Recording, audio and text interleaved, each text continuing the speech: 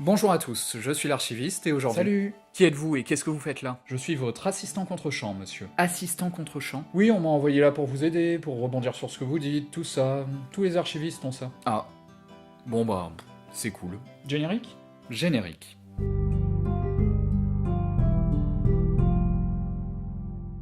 À partir de 1988, à l'instauration de sa 6ème République, la Corée du Sud commence un long chemin d'évolution sociale et politique avec l'installation d'une démocratie. Alors je vais pas entrer dans les détails parce que je suis une bille en histoire et a priori encore plus en histoire coréenne, mais toujours est-il que cela a pas mal fait évoluer l'industrie cinématographique du pays. Tout au long des années 90, les budgets augmentent, la censure diminue et une nouvelle génération de cinéastes fait son apparition qui prendra son envol à la fin du millénaire avec un cinéma nouveau, tant sur le plan thématique qu'artistique. Un jour, on aura bien l'occasion de revenir sur certains d'entre eux. C'est dans ce contexte qu'arrivent les Whispering Corridors, série de films d'horreur fantastiques aux intrigues indépendantes mais partageant tous deux points communs. Ils se déroulent dans un lycée pour filles et ils mettent en avant un problème social lié à ce milieu. Les mauvais traitements des enseignants dans le premier, la rivalité entre lycéennes dans le troisième, le suicide collectif dans le cinquième. Waouh, c'est toujours aussi joyeux votre émission? La série est globalement de bonne, voire très bonne facture et je vous recommande tout particulièrement le 4ème opus, The Voice, et le 2ème, Whispering Corridors de Memento Mori, de Kim Tae-yong et Min Kyu-dong. Enfin, juste Memento Mori chez nous. Parce que c'est le seul à être sorti en France et que ce serait débile de parler de Whispering Corridors 2 quand on n'a pas eu le 1. Les distributeurs sont des gens brillants. Je ne te le fais pas dire. Memento Mori commence quand Mina, une lycéenne, trouve un journal intime très ouvragé tenu par deux de ses camarades, Yoshin et Shinun, qui jusqu'à il y a un mois étaient très proches mais se sont depuis brutalement éloignés. Elles sont d'ailleurs devenues les boucs émissaires de leur classe et sont méprisées par leurs camarades. Ah, ça me rappelle mon enfance. Un flashback nous montre les débuts de la relation entre Yoshin et Shinun tel que raconté dans le journal et on comprend rapidement que les deux filles étaient en réalité amantes et cachaient leur homosexualité. Et elles partageaient un lien télépathique parce que je sais pas, c'est comme ça. De retour dans le présent, Mina, curieuse, décide de suivre les deux filles quand elles se rendent sur le toit de l'école pour discuter. Hein? Ouais, dit comme ça paraît un peu bizarre, mais l'accès au toit des écoles semble être quelque chose de relativement normal en Corée. Yoshin veut se rapprocher de Shinun pour qu'elles fêtent leur anniversaire ensemble, mais cette dernière reste distante, puis repart, suivie de Mina. Quelques minutes plus tard, Yoshin se suicide en sautant du toit. Ah ben oui, en même temps c'était pas une bonne idée le toit. J'en profite pour signaler qu'on en est à plus d'une demi-heure de film, et qu'il n'y a toujours eu aucun événement horrifique. Suite à ça, Mina se fascine de plus en plus pour les deux anciennes amantes et pour leur journal, décidément très arty. Bon par contre les autres élèves en ont pas grand chose à faire et s'intéressent surtout au fait que Yoshin est la 6ème élève du lycée à se suicider, et qu'à la 7ème, il devra fermer. Allez les filles, qui c'est qui se sacrifie pour faire sauter le DS de la semaine prochaine? Tiens, toi, de toute façon, t'as une vie de merde et personne t'aime. Un nouveau flashback nous apprend que Yoshin a eu une aventure avec un de ses profs, Monsieur Go, et qu'elle craint d'être enceinte de lui. On pourrait penser que c'est la raison de l'éloignement d'avec son amante, mais non, car Shinun lui a pardonné cette aventure. Dans le présent, Mina essaie de se rapprocher de Shinun, qui refuse. L'intérêt de Mina pour la morte dérange de plus en plus ses camarades, qui décidément n'aiment pas du tout les deux amantes. En parallèle, des phénomènes étranges commencent à se manifester, au bout de 45 minutes, surtout autour de Mina. Elle est surveillée par une entité invisible et elle voit des gens qui sont morts dans son casier comme si le fantôme de Yoshin lui en voulait de s'intéresser à sa vie privée. Bref, elle commence à se dire que lire le journal, c'était peut-être pas une si bonne idée que ça. Non, et puis surtout c'est pas poli. Elle va donc le remettre là où elle l'a trouvé, mais il réapparaît mystérieusement sur son bureau. Oui, je sais, c'était prévisible. À partir de là, les événements étranges se multiplient, maintenant visibles par tous les élèves et toujours sous le regard du fantôme. D'ailleurs, petite remarque sur la réalisation. Le film est presque toujours filmé caméra à l'épaule, ce qui lui donne tout du long un côté assez intimiste. Même dans les nombreux plans en plongée, un angle qui d'habitude a tendance à écraser ou nettement dominer les personnages, les mouvements de la caméra portée remettent à échelle humaine ce qu'on peut interpréter comme des vues subjectives du fantôme de Yoshin. Ou d'un des autres fantômes du lycée d'ailleurs, doit y en avoir plein vu que ça se suicide à tout va. C'est agaçant, hein, cette manie. On arrive maintenant vers la fin du film, donc je laisse ceux qui voudraient la découvrir par eux-mêmes sauter à ce moment de la vidéo. Et en attendant, mon assistant va vous faire un striptease.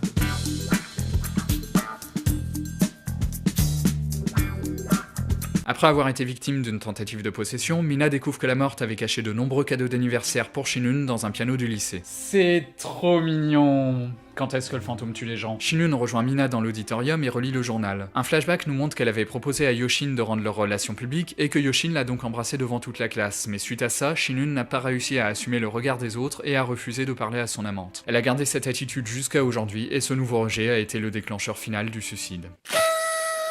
Et oh, c'est sordide ce que vous racontez, alors excusez-moi, j'essaie de rendre ça plus joyeux. Lors d'un final qui mélange le présent, les flashbacks, les rêves et les effets spéciaux, bref, le fantôme de Yoshin bloque tous les accès de l'école pour enfermer les élèves. Elle murmure quelques mots à Monsieur Go qui se suicide peu après, mais en ayant l'air apaisé et presque heureux. Puis après que Shinun lui ait souhaité un joyeux anniversaire, elle repart et rouvre l'école sans faire d'autres victimes. Oh, le body count de merde! Un lien psychologique se crée entre Shinun et Mina, puis fin avec une très jolie musique.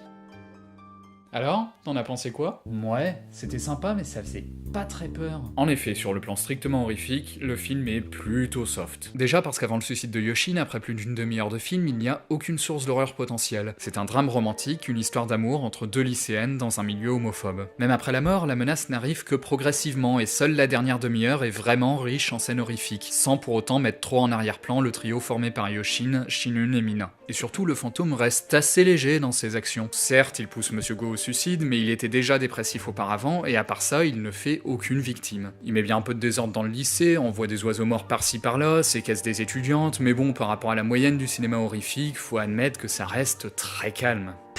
Amateur. Il y a une explication plutôt simple à ça, c'est que le fantôme de Mina n'est pas traité comme une antagoniste. Les réalisateurs ne cherchent pas à ce qu'on l'identifie comme la méchante, attention, c'est la méchante, ni même comme une ennemie. En fait, il n'y a pas vraiment d'antagoniste dans le film, c'est plus une galerie de protagonistes qui entrent en conflit les uns avec les autres. J'ai concentré mon résumé sur 3 personnages, mais en réalité 2 autres lycéennes, persécutrices de Yoshin et Shinun, apparaissent pas mal dans le film. Elles essaient de se persuader qu'elles n'ont rien à voir dans ce suicide, quitte à être parfois franchement odieuses dans leur comportement. En clair, connasse. C'est elles qui s'approcheraient le plus du statut d'antagoniste, mais le film évite de trop les accabler et nous les montre surtout comme reproduisant les habitudes de leur société plutôt que comme méchantes en elles-mêmes. Les reproches s'adressent à un système et un environnement global plutôt qu'à des individus en particulier. Et en plus, les actrices font du très bon boulot et arrivent à rendre attachants des personnages pour qui c'était pas forcément gagné à la base. Donc non, Memento Mori ne fait pas partie, et de loin, des films d'horreur les plus terrifiants qui soient, mais ce n'est tout simplement pas ce qu'ils recherchent. Il installe un climat menaçant et utilise des codes du cinéma d'horreur, mais c'est pour mieux souligner le drame et son message. Je veux du sang, putain! Le film aborde un thème qui était loin d'être facile à l'époque de sa sortie en Corée, et je trouve qu'il le fait avec une certaine finesse et de façon touchante. La réalisation est parfois un peu convenue, surtout dans les effets horrifiques, mais à d'autres moments elle explore avec succès des idées plus originales. Et la musique est superbe. En bref, j'aime beaucoup Memento Mori, mais il y a un mais. Ah mince, ça veut dire que c'est pas fini? Le film dont je viens de vous parler, celui sorti en salle et en DVD, dure 1h38, mais il existe un director's cut qui lui dure plus de 3 heures.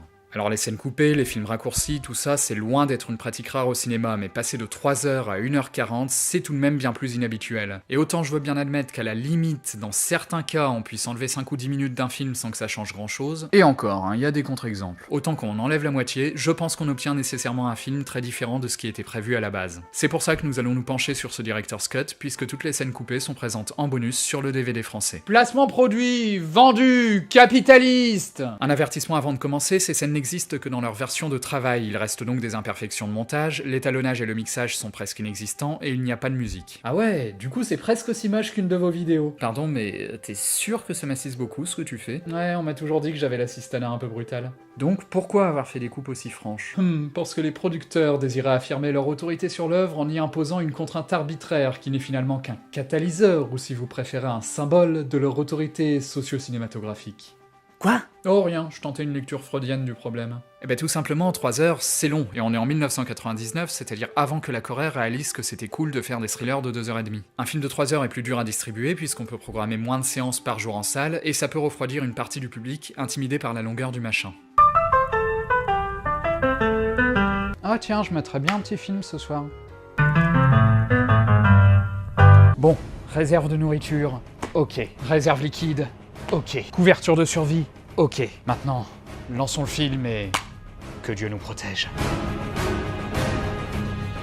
Ça, c'est la raison principale des coupes, mais penchons-nous maintenant sur leurs effets. Sur 90 minutes de scènes coupées, 22 environ sont des scènes horrifiques. Normal, me direz-vous, on est dans un film d'horreur, sauf que quand on y réfléchit, 22 minutes sur 90, c'est pas tant que ça. Un quart d'heure est consacré aux autres lycéennes et à leur remords de plus en plus fort face au suicide de leurs camarades, ce qui les rend encore un peu plus attachantes. Ces 2 premières catégories contiennent des scènes certes sympathiques, mais rien qui ait trop d'influence sur la nature globale du projet, on ne va donc pas plus s'attarder dessus. Ça va, ça a pas été trop pénible de faire tous ces calculs? Si, c'était super chiant. 12 minutes de scènes coupées sont consacrées à Monsieur Go, le professeur dépressif avec qui Yoshin a eu une aventure, et là, déjà, la coupe a plus d'influence. Dans le montage final, Monsieur Go est très en retrait, et il est réduit à l'erreur qu'il a commise en couchant avec une de ses élèves. Le director's cut permet de pas mal plus creuser le personnage et ses sentiments. Ça n'excuse pas ses actes, mais ça le rend bien plus humain et touchant, surtout vers la fin du film. La dernière catégorie... Eh attendez, j'avais fait une remarque super drôle là. Oui, mais je l'ai coupé au montage. La dernière catégorie, de loin la plus grosse avec 41 minutes de scènes coupées, concerne le trio d'héroïnes, et très clairement, les couples ne sont ici pas anodines. Je veux bien ne pas insister sur les scènes de bain à l'ambiance très vaguement érotisante entre Yoshin et Shinun, hein, on n'est pas des pervers à ce point, pas vrai?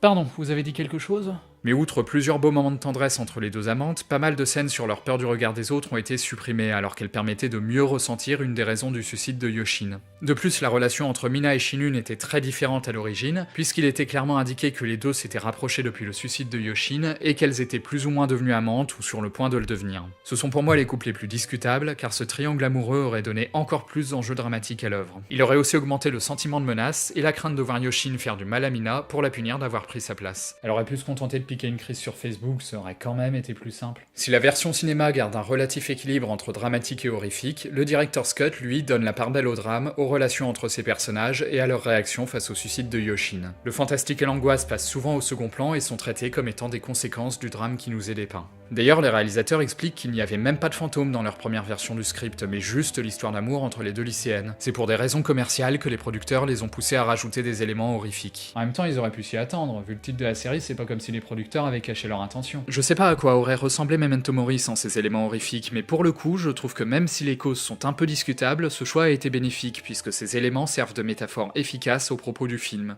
Mais malgré ces différences, les deux montages du film sont aussi parfois très proches. Déjà, ils adoptent tous deux une narration non linéaire qui alterne entre le jour du suicide de Yoshin, les flashbacks sur sa relation avec Shinun et même quelques scènes de rêve, une méthode de narration qui contribue pas mal à l'ambiance et à la fascination qu'on éprouve pour la morte. Et puis, on a tous un nécrophile caché au fond de nos cœurs. Narration qui d'ailleurs reste cohérente malgré les coupes. Elle est moins approfondie, mais les clés de compréhension essentielles restent là. Sauf pour ce fantôme de petite fille qui sort un peu de nulle part dans la version ciné parce que les explications à son sujet ont toutes sauté. Mais bon, une gamine dans un film d'horreur, on peut se dire que c'est la tradition et qu'il faut pas chercher plus loin. Et surtout, le fond du film, lui, ne change pas vraiment. L'intrigue de fond, notre vision des personnages principaux et le message du film restent à peu près semblables d'un montage à l'autre. La version ciné est véritablement une version courte du director's cut. Un fond semblable, mais dans une forme plus brève et donc plus abordable. Et je trouve ça fou qu'une œuvre ait réussi à garder à ce point son âme après un parcours aussi chaotique. Je veux dire, on parle quand même d'un drame horrifique de 3 heures réduit à 1h40 et fait par des réalisateurs qui, à la base, ne s'intéressaient pas à l'horreur. Donc a priori, ça partait quand même pas gagnant. Il en faut pas beaucoup pour vous impressionner. Je cache pas que j'aurais adoré qu'une version finalisée du director's cut existe, parce que certaines des scènes coupées sont très belles, et que je trouve ce projet de long drame social horrifique aussi ambitieux que réjouissant, mais ça ne change pas mon avis sur la version ciné. C'est un excellent film, moins riche mais peut-être aussi plus divertissant que le montage original, et je vous le recommande chaleureusement. C'était l'Archiviste, merci d'avoir suivi cette émission, et à bientôt.